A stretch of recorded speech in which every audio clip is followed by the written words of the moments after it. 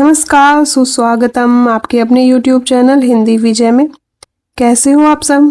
मुझे आशा है कि आप सब कुशल मंगल होंगे और अच्छे से तैयारी कर रहे होंगे।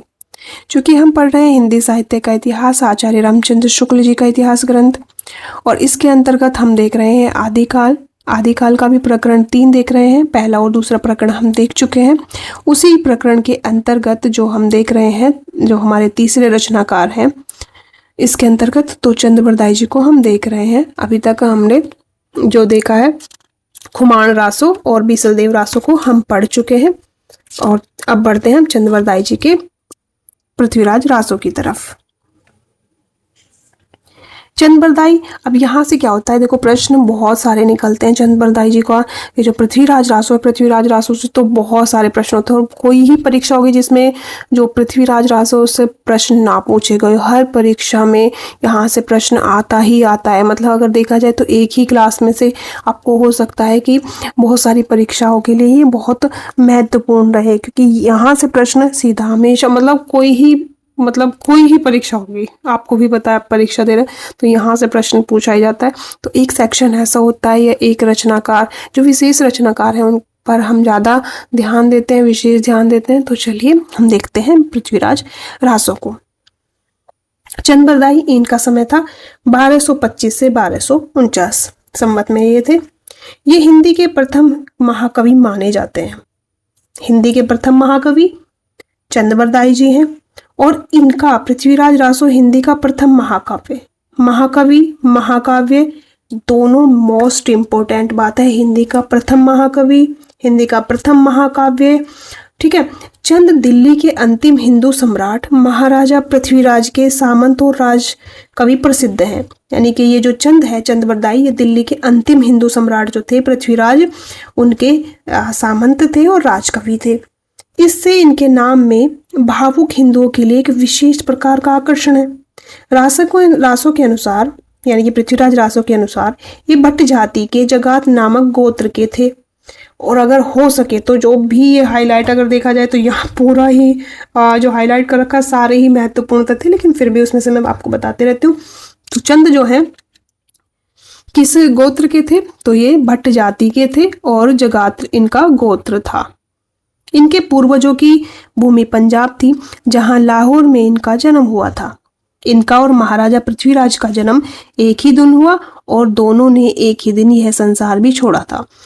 पृथ्वीराज का जन्म 1225, चंद्रबरदाई का जन्म 1225, चंद्रबरदाई की मृत्यु 1249, पृथ्वीराज रासो की 1249 मृत्यु। तो ये यहाँ पर आपको याद एक ही का ही करना है, तो दोनों एक दिन ही जन्म एक दिन ही मरण। इनका और महाराजा पृथ्वीराज का जन्म एक ही दिन हुआ था, और ये दोनों एक ही दिन संसार को भी छोड़ा था। ये महाराजा पृथ्वीराज के राजकवि ही नहीं, उनके सखा सामंत भी थे। ये भी थे तथा षड्भाषा, व्याकरण, काव्य, साहित्य, छंद शास्त्र, ज्योतिष, पुराण, नाटक आदि अनेक विधाओं में पारंगत थे। अब देखो इनके पास कितनी विशेषताएं थी। ये षड्भाषा भी जानते थे, व्याकरण ज्ञाता थे, काव्य करते थे, साहित्य का, छंद शास्त्र का, ज्योतिष का, पुराण का, नाटक आदि इन्हीं विधाओं में पारंगत थे। इन्हें जालंधरी देवी का इष्ट था, जिसकी कृपा से ये अदृश्य काव्य भी कर सकते थे। अब जालंधरी देवी हो सकता है कोई वहाँ की स्थानीय, मतलब वहाँ की इस विशेष कोई देवी रही हो, तो उन्हीं की कृपा से ये कोई अदृश्य काव्य भी कर सकते थे। अगर किसी को अदृश्य काव्य के बारे में कुछ पता हो तो मुझे बताइएगा, क्योंकि मैं अदृश्य काव्य के बारे में ज़्यादा नहीं जानती हूँ। अगर किसी को पता हो तो ज़रूर कमेंट कर दीजिएगा। इनका जीवन पृथ्वीराज के जीवन के साथ ऐसा मिला जुला था कि अलग नहीं किया जा सकता था। युद्ध में, आखेट में, सभा में, यात्रा में सदा महाराज के साथ रहते थे, और जहां जो बात होती थी सब में सम्मिलित रहते थे। अब पृथ्वीराज रासो के बारे में। पृथ्वीराज रासो 2500 पृष्ठों का बहुत बड़ा ग्रंथ है, जिसमें 69 समय या सर्ग या अध्याय हैं। प्राचीन समय में प्रचलित प्राय सभी छंदों का व्यवहार यहाँ पर हुआ है।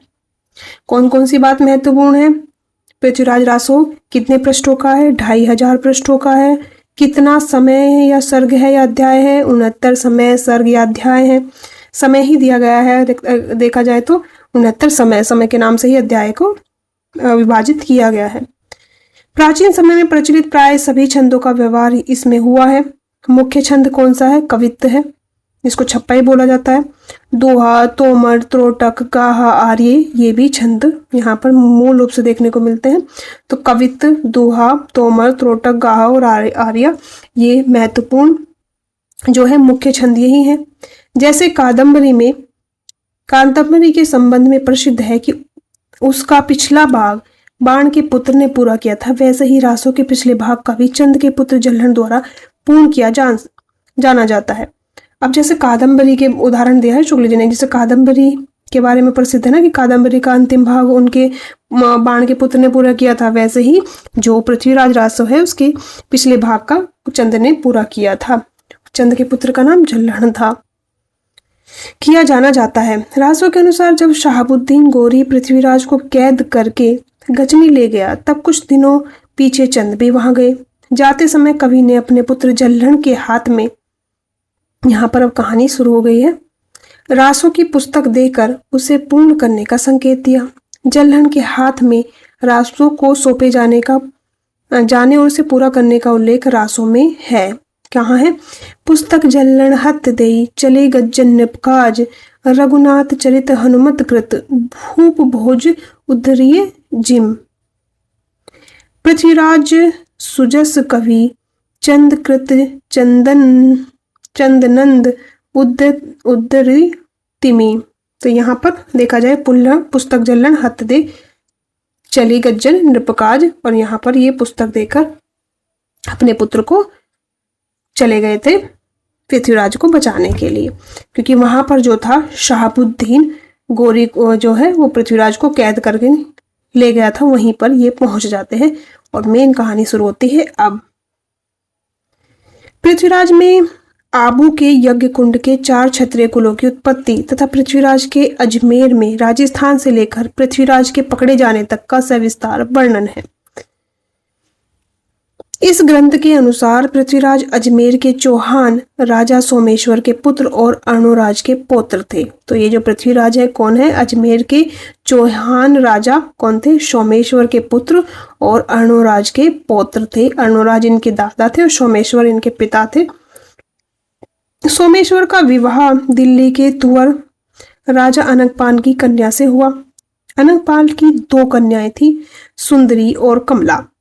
अब जो इनके जो दादा थे अर्णोराज, नहीं इनके जो पिता थे सोमेश्वर का जो विवाह है दिल्ली के तुवर अनंगपाल की कन्या से हुआ था, और अनंगपाल की 2 कन्याएं थी, कमला और सुंदरी। सुंदरी का विवाह कन्नौज के राजा विजयपाल के साथ हुआ और कमला का विवाह इनके पिता के साथ हुआ। और इस संयोग से जयचंद राठौर की उत्पत्ति हुई। कौन आए? जयचंद आए। जयचंद किसके पुत्र हैं? विजयपाल के और सुंदरी के पुत्र हैं।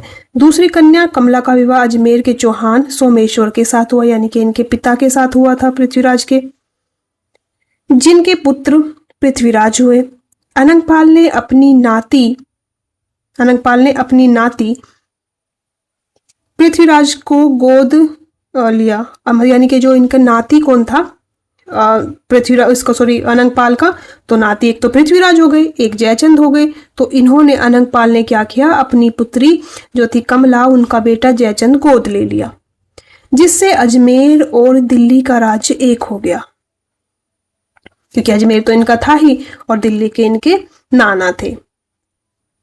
जयचंद को यह बात अच्छी नहीं लगी। जयचंद सोच रहा होगा कि मुझे ले लेना चाहिए था गोद में, कि मेरा राज बढ़ जाता। उसने एक दिन राजसूय यज्ञ करके सब राजाओं को यज्ञ के भिन्न भिन्न कार्य के लिए निमंत्रण किया। इस यज्ञ के साथ ही अपनी कन्या संयोगिता का स्वयंवर रचा। राजसूय यज्ञ में सब राजा आए, पृथ्वीराज नहीं आए। इस पर जयचंद ने चिढ़कर पृथ्वीराज की एक स्वर्ण मूर्ति द्वारपाल के रूप में द्वार पर रखवा दी। अब क्या किया? जो ये थे जयचंद ने एक यज्ञ रखा और यज्ञ में ही अपनी पुत्री संयोगिता का स्वयंवर भी रख दिया।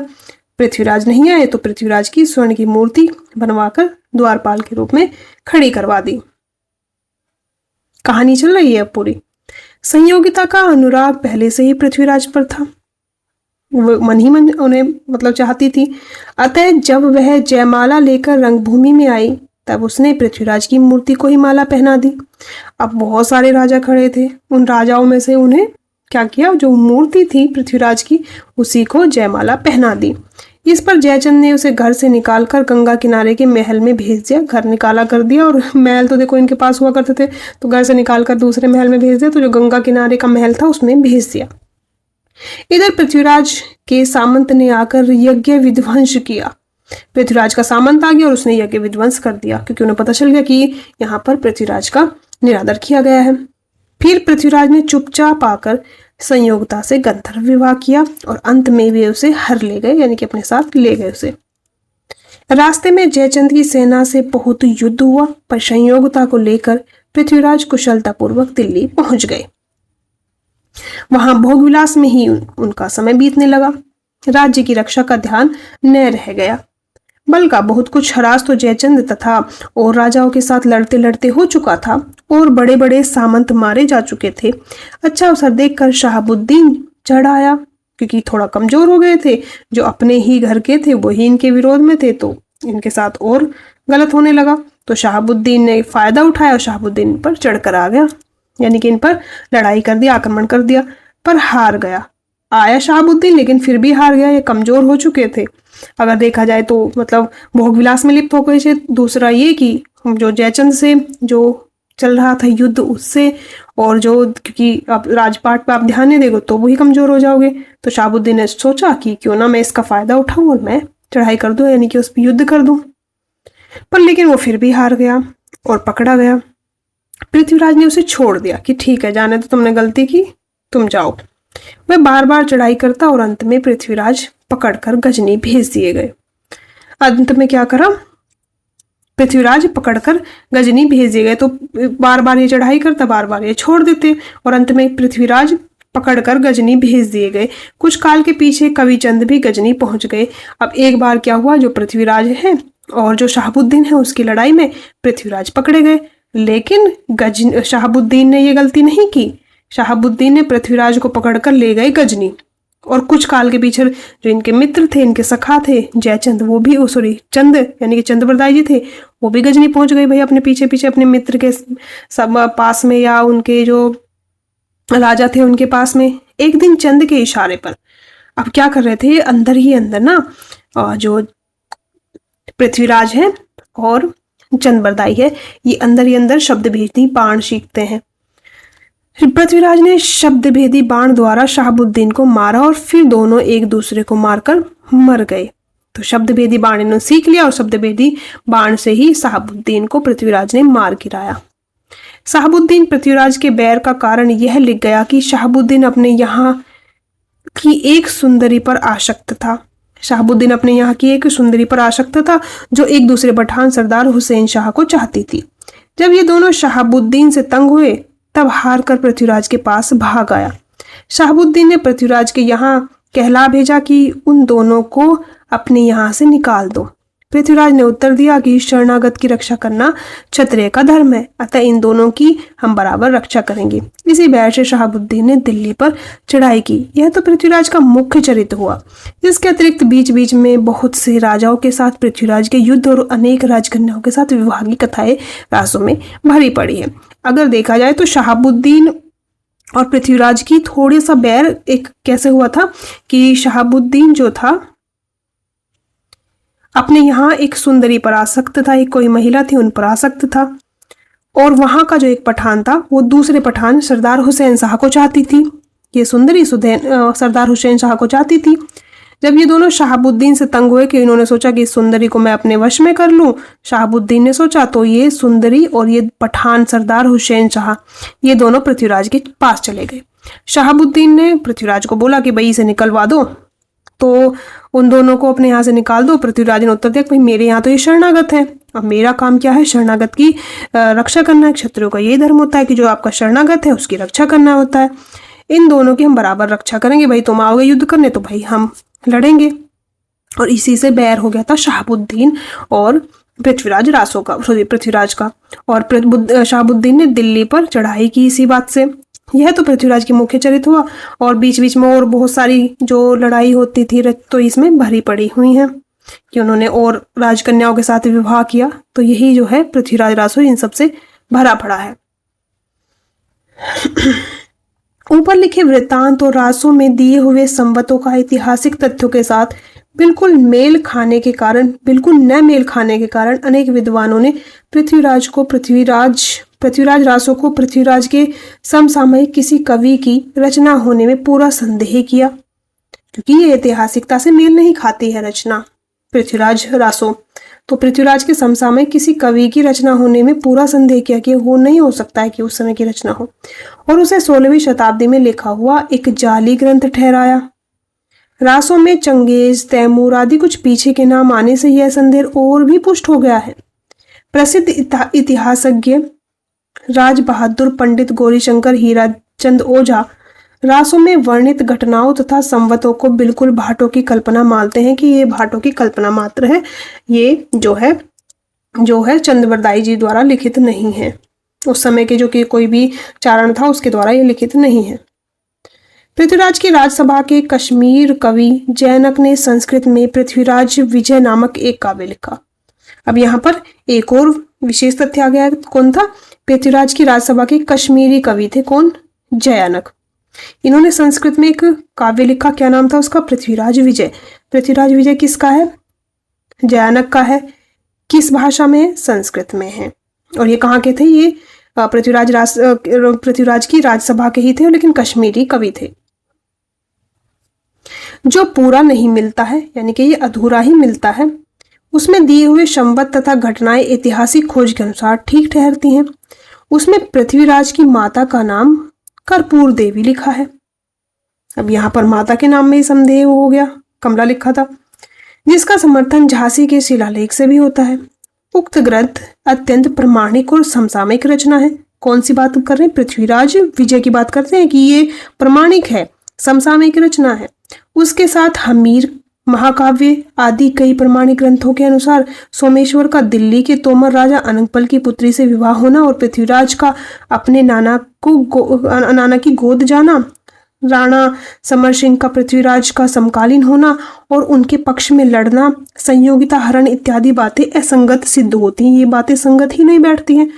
जो ये बात बताई गई है कि वो पृथ्वीराज जो है अपने नाना की गोद लिए जाना और समर सिंह और पृथ्वीराज का समकालीन होना, उनके पक्ष में लड़ना, तीसरा ये क्या है? संयोगिता हरण होना, ये बातें सब असंगत सिद्ध होती हैं, शुक्ल जी बोल रहे हैं। और इन्हीं बातों को तो हम पढ़ते ही आ रहे हैं। इसी प्रकार आबू के यज्ञ से चौहान आदि 4 अग्निकुलों की उत्पत्ति की कथा भी शिलालेख की जांच करने पर कल्पित ठहरती है, क्योंकि इनमें से सोलंकी, चौहान आदि कई कुलों के प्राचीन राजाओं के शिलालेख मिले हैं, जिनमें वे सूर्यवंशी, चंद्रवंशी कहे गए हैं। अग्निकुल का कहीं कोई उल्लेख नहीं है, यानी कि अग्निकुल की उत्पत्ति वाला तो ये भी कल्पना ही है। चंद ने पृथ्वीराज का जन्म काल संवत 1115 में दिल्ली गोद जाना, यानी कि 1115 में जो दिल्ली गोद जाना उनके नाना ले गए थे, 1122 में जन्म 1115 में, दिल्ली गोद जाना 1122 में, कन्नौज जाना 1151 में और शहाबुद्दीन के साथ युद्ध करना 1158 में लिखा है। पर शिलालेखों और दान पत्रों में जो संवत मिलते हैं उनके अनुसार रासों में दिए हुए संवत ठीक नहीं है। अब तक जैसे दान पात्र या शिलालेख जिनमें पृथ्वीराज, जयचंद और परमरदेव जो महोबा के राजा परमाल थे के नाम इनके तो आए हैं, इस प्रकार मिलते हैं। पृथ्वीराज के 4 जिनके संवत 1224 और 1244 के बीच में, जयचंद के 12 जिनमें संवत 1224 से 1243 के बीच में, परमरदेव के 6 जिसमें संवत 1223 से 1258 के बीच में है। इनमें से एक संवत 1239 का है जिसमें पृथ्वीराज और परमारदेव राजा परमाल के युद्ध का वर्णन देखने को मिलता है। इन संवतों से पृथ्वीराज का जो समय निश्चित होता है उसकी जो समय पुष्टि फारसी तारीखों से भी हो जाती है। फारसी इतिहासकारों के अनुसार शहाबुद्दीन के साथ पृथ्वीराज का प्रथम युद्ध 558 हिजरी, यानी कि यही विक्रमी संवत बैठती है 1248 और सन बैठती है 1191 ईस्वी। इसमें हुआ था यह है फारसी तारीखों के अनुसार। अतः इन संवतों के ठीक होने में किसी प्रकार का संदेह नहीं है। पंडित मोहनलाल विष्णुलाल पांडा ने रासों के पक्ष में समर्थन में इस बात की ओर ध्यान दिलाया कि रासों में सब संवतों में यथार्थ संवत में से 90 से 91 वर्ष का अंतर एक नियम से पड़ता है। उन्होंने यह विचार उपस्थित किया कि यह अंतर भूल नहीं है बल्कि किसी कारण से रखा गया है। इसी धारणा को लिए उन्होंने रासों के इस दोहे को पकड़ा। क्या पकड़ा कि जो समय है उसमें अंतर देखने को मिलता है 80 से 91 और 90 से 91 वर्ष का अंतर देखने को मिलता है, जो घटनाएं हैं और जो जो वास्तविक घटनाएं हैं और जो रचनामय घटनाएं उनमें। तो उन्होंने ये दिखाया कि एकादश से पंचदश विक्रमी शाक आनंद तिहिर रिपुजय पुरहनन को भय पृथ्वीराज निरंद। अब इसमें ये क्या है, शक आनंद वाला यहाँ पर आ गया है और यहाँ पर क्या बताया कि और विक्रमी शक आनंद का अर्थ है किया है ए यानी कि शून्य और नद यानी कि 9 यानी कि 90 रहित विक्रमी संवत। कैसे इन्होंने देखो अर्थ निकाला है इससे,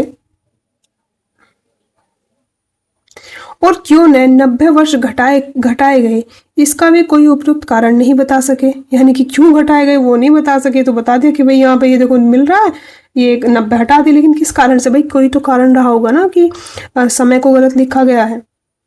नंदवंशी शूद्र थे इसलिए उनका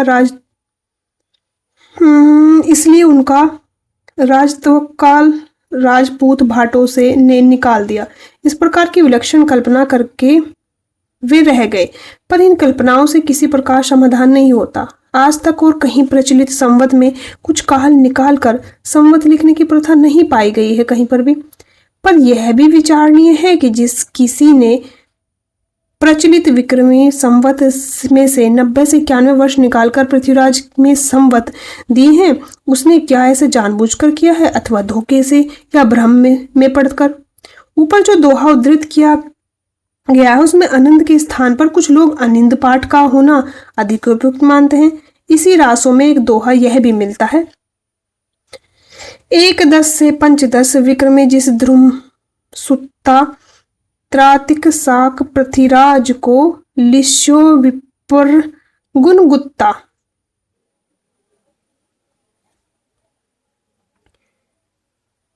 इसमें भी 9 के गुप्त करने का अर्थ निकलता है, पर कितने में से 9 कम करने की यह एक तीसरा शक बनता है, यह नहीं कहा। दूसरी बात यह है कि गुणगुत्ता ब्राह्मण का नाम गुणगुप्त प्रतीत होता है, कि ये गुणगुत्ता जो है ब्राह्मण का नाम जो है ब्राह्मण का नाम प्रतीत होता है गुणगुप्त। बात शुक्ल जी कह रहे हैं कि बात संवत तक की नहीं है, इतिहास विरुद्ध कल्पित घटना भी भरी पड़ी है। उनके लिए क्या कहा जा सकता है। माना कि रासो इतिहास नहीं है, काव्य ग्रंथ है, पर काव्य ग्रंथों में सत्य घटनाओं में भी बिना किसी प्रयोजन के कोई उलटफेर नहीं किया जाता है। जयानक चलो काव्य ग्रंथ में शुक्ल जी बोले कि मान लेता हूँ कि मैं ये रासो जो है इतिहास ग्रंथ नहीं है, काव्य ग्रंथ है, लेकिन काव्यों में भी अगर सत्य घटना में किसी बिना प्रयोजन के ही उलटफेर कर गया है वर्षों में, तो ये भी क्यों किया गया है। जयानक का पृथ्वीराज विजय भी तो काव्य ग्रंथ ही है, फिर उसमें क्यों घटनाएं और नाम ठीक ठीक है। इस संबंध में इसके अतिरिक्त और कुछ कहने की जगह नहीं कि यह पूरा ग्रंथ वास्तव में जाली है। यह हो सकता है कि इसमें इधर उधर कुछ पद चंद के भी बिखरे हों, पर उनका पता लगाना असंभव है कि कौन से पद जो है चंद के हो सकते हैं, चंद्रप्रदाय के। यदि ये ग्रंथ किसी समसामयिक कवि का रचा होता और उसमें कुछ थोड़े से अंश ही पीछे से मिले होते तो कुछ घटनाएं और कुछ संवत तो ठीक होते। तो शुक्ल जी यहाँ पर देखो ये जो है पूरा ग्रंथ वास्तव में जाली है, ये तो महत्वपूर्ण ही है। शुक्ल जी ने किस ग्रंथ के लिए बोला है, तो ये याद रखना है, पृथ्वीराज रासो के लिए बोला है।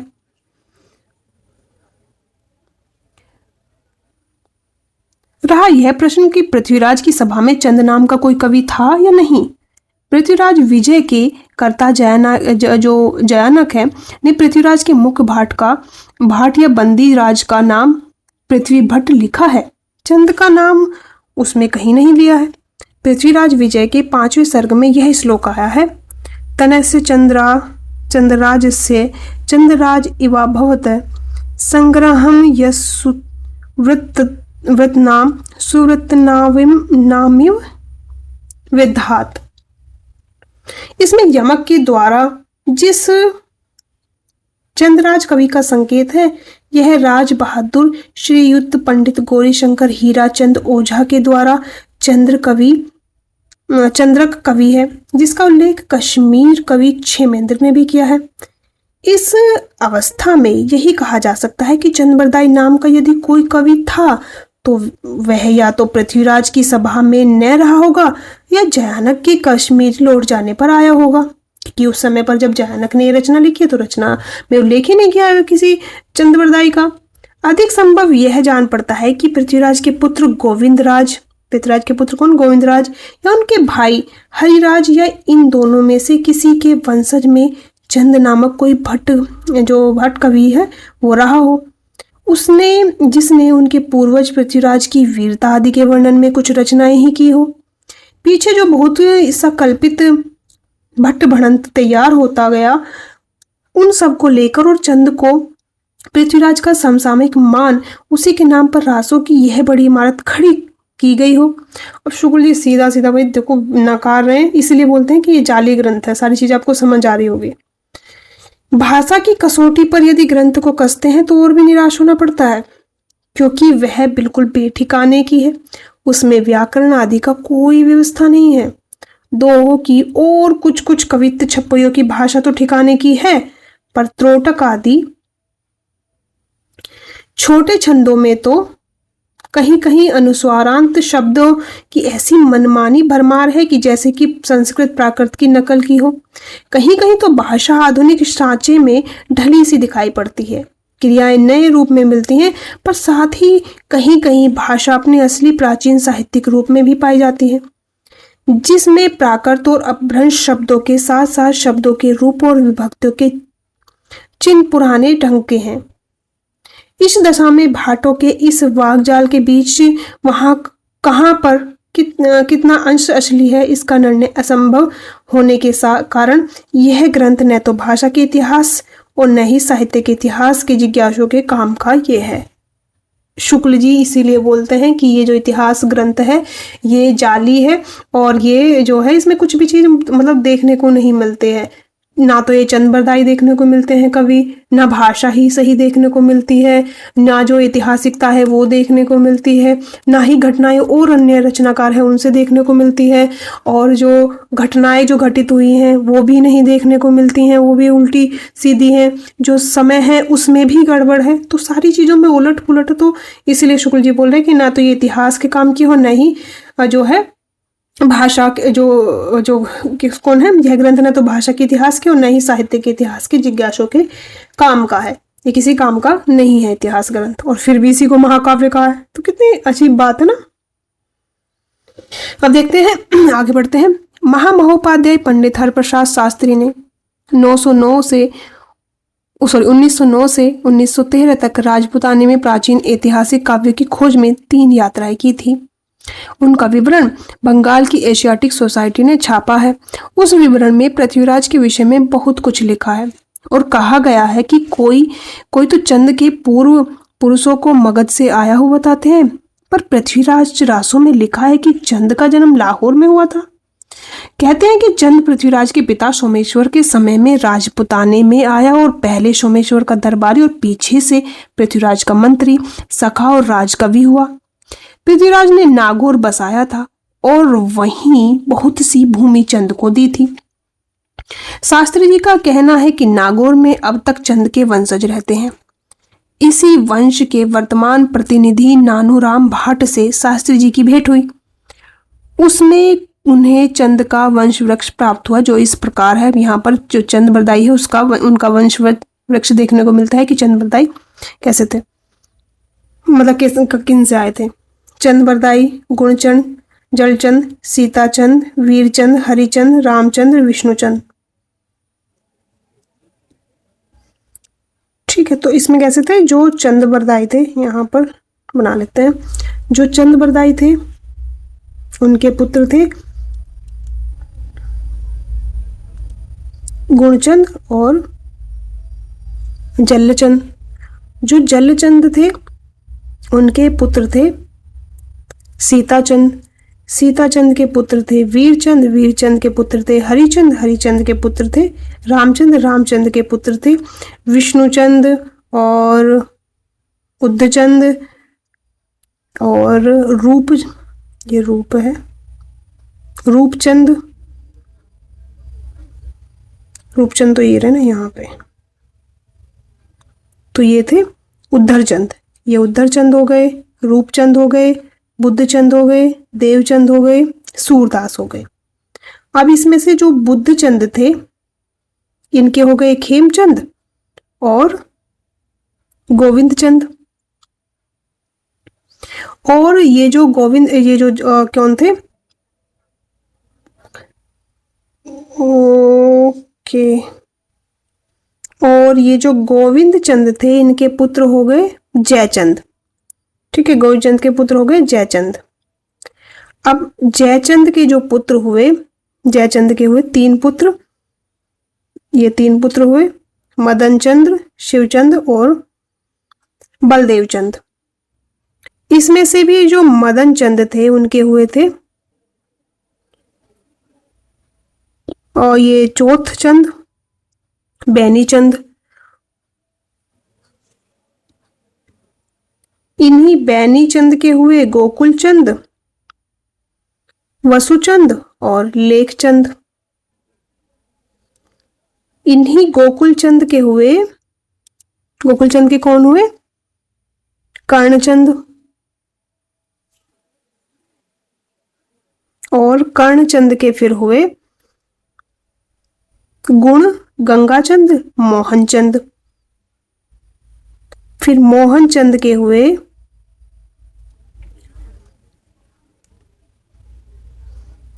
रामेश्वर। रामेश्वर के हुए गंगाधर। गंगाधर के हुए भगवान सिंह। भगवान सिंह के हुए कर्म सिंह। और करम सिंह के हुए मथुरा सिंह। मथुरा सिंह के हुए वाघ गोविंद सिंह। और वाघ गोविंद सिंह के हुए मान सिंह। मान सिंह के हुए विजय सिंह। विजय सिंह के हुए आनंद राय जी। और आनंद राय जी के हुए ओस जी, गुमान जी, कर्णिदान, जैतमल जी और बीरचंद जी। और फिर जो इसमें से जो कर्णदानी थे इनके हुए घमंडी राम जी और बुद्ध जी। और फिर इन्हीं के घमंडी राम जी के हुए वृद्धि चंद जी, नानूराम जी। और इन्हीं नानूराम जी से ये जो है बात हुई। तो इनका पूरा वंश वृक्ष ये जो है प्राप्त हुआ था नानूराम भाट से, कि ये कैसे इनके वंशज है। आगे बढ़ते हैं। तो वंश वृक्ष में इतना नहीं आपको याद करना है, चलिए बढ़ते हैं आगे। नानूराम जी का कहना है कि चंद के 4 लड़के थे, जिनमें से एक मुसलमान हो गया, दूसरे का कुछ पता नहीं, तीसरे के वंशज जो थे अंभोर में जा बसे और चौथे जल्ल का वंश नागौर में चला। पृथ्वीराज में चंद के लड़कों का उल्लेख इस प्रकार है। दहती पुत्र कविचंद के सुंदर रूप सुजान, इक्के जल गुण बावरो, गुण समुद्र शशि भान। पृथ्वीराज के, अच्छा इसको लगा लेते हैं, हो सकता है ये आ जाए, ये आया तो है नहीं परीक्षा में लेकिन संभव है। पृथ्वीराज में कविचंद के 10 पुत्रों के नाम दिए हैं। पृथ्वीराज में जो है चंद्रवरदाई के पुत्रों के नाम दिए, 10 पुत्र हैं उनके नाम दिए हैं। सूरदास की साहित्यिक लहरी की टीका में एक पद ऐसा आया है जिसमें सूर की वंशावली दी है। वह पद यह है। प्रथम ही प्रभु यज्ञ ते भे प्रगट अद्भुत रूप, ब्रह्म प्रवार विचारे ब्रह्म राखो नाम अनूप। पान पय देवी देव शिव आदि सुर सुख पाए, कहियो दुर्गा पुत्र तेरी भयो अति अधिकाय। परिपायन सुरन के सुर सहित स्तुति कीनी, तासु वंश प्रशंस में भोचंद चारु नवीन। भूप पृथ्वीराज दीन हो तिन्हें ज्वाला देश, तनिया ताके चार कीनो प्रथम आप नरेश। दूसरे गुणचंद तासुत, शीलचंद स्वरूप, वीरचंद प्रताप, पूर्ण भयो अद्भुत रूप। रणथंबोर हमीर, भूपति संगत खेलत जाय, तासु बस अनूप भो हरचंद अति विख्याय। आगे रसी गोपाल चंद में रहियो ता सुतवीर, पुत्र जन्मे सात ताके महाभट गंभीर। कृष्णचंद उदार चंद, जो रूप चंद सुभाए, बुद्धि चंद प्रकाश चौथे चंद भे सुखदाय। देवचंद प्रबोध, संस्कृत चंद ताको नाम, भयो सत्तो नाम सूरज चंद मद निकाम। और इन दोनों वंशावली के मिलने पर मुख्य भेद यह प्रकट होता है कि नानूराम ने जिनको जलचंद की वंश परंपरा का बताया है, उक्त पद में उन्हें गुणचंद की परंपरा में कहा गया है। बाकी नाम प्राय वैसे ही मिलते हैं। अब यहाँ पर ये जो उल्लेख मिला है, किसमें मिला है? सूरदास की साहित्यिक लहरी की टीका में ये पद आया है। किसकी? सूर, जिसमें सूर की वंशावली दी है और वह पद ये है, और साथ ही इसमें चंद की वंशावली भी देखने को मिलती है। इन दोनों वंशावली के मिलने पर मुख्य भेद यह प्रकट होता है। ठीक है, तो देखते हैं। इन दोनों वंशावली के मिलने पर मुख्य भेद यह प्रकट होता है कि नानूराम ने जिनको जलचंद की वंश परंपरा में बताया है, उक्त पद में उन्हें गुणचंद की परंपरा में कहा जाता है। बाकी नाम प्राय मिलते हैं। नानूराम का कहना है कि चंद ने 3 या 4 हजार श्लोक संख्या में अपना काव्य लिखा था। उसके पीछे उनके लड़के ने अंतिम 10 समय को लिखकर उस ग्रंथ को पूरा किया। पीछे से और लोग उसमें अपनी रुचि अथवा आवश्यकताओं के अनुसार जोड़ तोड़ करते रहे होंगे। अंत में अकबर के समय में इस एक प्रकार से परिवर्तित रूप धारण किया। अकबर ने इस प्रसिद्ध ग्रंथ को सुना था। उसके इस प्रकार उत्साह प्रदर्शन पर कहते हैं उस समय रासो नामक अनेक ग्रंथों की रचना की गई। नानूराम का कहना है कि असली पृथ्वीराज रासो की प्रति मेरे पास है, पर उन्होंने महोबा समय की जो नकल महामहोपाध्याय पंडित हरिप्रसाद शास्त्री को दी थी, वह और भी उटपटांग और रद्दी है। कि जो इनके वंश परंपरा के हैं उन्होंने दी, लेकिन वो और भी रद्दी है। पृथ्वीराज रासो के पंद्मावती समय के कुछ पद नमूने के लिए लिए जा सकते हैं, जिसमें हिंदुआन थान उत्तम सुदेश, तहउदिर द्रुग दिल्ली सुदेश, संभारिन नरेश चौहान थान, पृथ्वीराज जहां तहां राजत भान, संभारी नरेश सोमेत पूत, देवत रूप अवतार धात, जही पक्किर साहब दलीन, तिहु बेर करिए पानी पहीन, सिंगीन सुसद गुनी चढ़ी जंजीर, चुक्कन न सबद बेधात तीर। और आगे है मनो कला ससिभान, कला 1600 बनिए, बाल बैस ससिता समी, अमरी रस पनिए, विकसी कमल सिग्र भमर बेनु खंजन मृग लुटिए, हरि करी अरुबिंब मोती नक सिक अहि छुट्टिए, कुटिल केस सुदेश पोह परिचयत पिक सद, कमल गंधा बयस संधा, हंस गति चलित मंद मंद। आगे है सेत वस्त्र सोहे शरीर नश, स्वाति बूंद जस भ्रमर भवहि भुलाहे, सुभाव मकरंद बास रस, प्रिय पृथ्वीराज नरेश जोग, लिसि कग्गर दिनो, लगन बरस रचि सरब, दिन दवास ससिपिन लिन्नो, से 11 अरुस 30 सास, संवत परन मान है, जो पत्रिकुल सुदश बरन बरी रख्युल प्राण है। और आगे है, इसमें से चलो देख ले, महत्वपूर्ण देख लेते हैं। देसी देसी पृथ्वीराज राज, हसी मुख मुद चर पट्टलाज। और है सकल सूर सामंत समीर, अब यहाँ पर देखो आपको लग सकता है सूरदास जी का, लेकिन ये इसी से संबंधित है।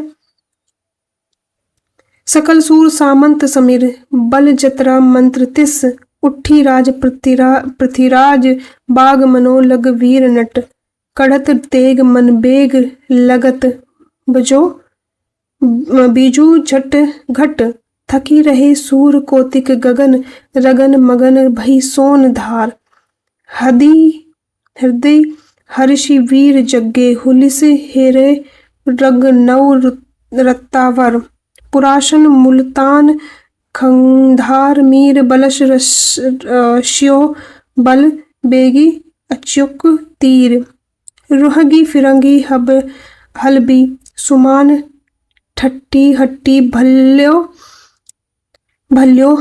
भल्योच ढाल निशानी, मचारी चसी मुख जम्बुक लारी, हजारी हजारी हुक्के जोधी भारी। और यहाँ पर जो है हमारा पृथ्वीराज रासो है वो यहाँ पर होता है आज के समाप्त। और कल हम पढ़ेंगे भट्ट केदार और मधुकर कवि, तो इनको हम देखेंगे। और आज के लिए इतना ही। पृथ्वीराज एक ही क्लास में हमने कंप्लीट कर लिया है। जो भी महत्वपूर्ण तथ्य हैं वो सब हाईलाइट मैंने करा दिए हैं, जो भी महत्वपूर्ण तथ्य है वो बता दिए, समझा दिया है अच्छे से। तो आज के लिए इतना ही, फिर कल मिलते हैं अगली क्लास के लिए। तब तक के लिए धन्यवाद। और हाँ, क्लास समाप्त होती है लेकिन पढ़ाई नहीं रुकनी चाहिए, ठीक है। तो आज के लिए इतना ही, कल फिर मिलते हैं, तब तक के लिए धन्यवाद।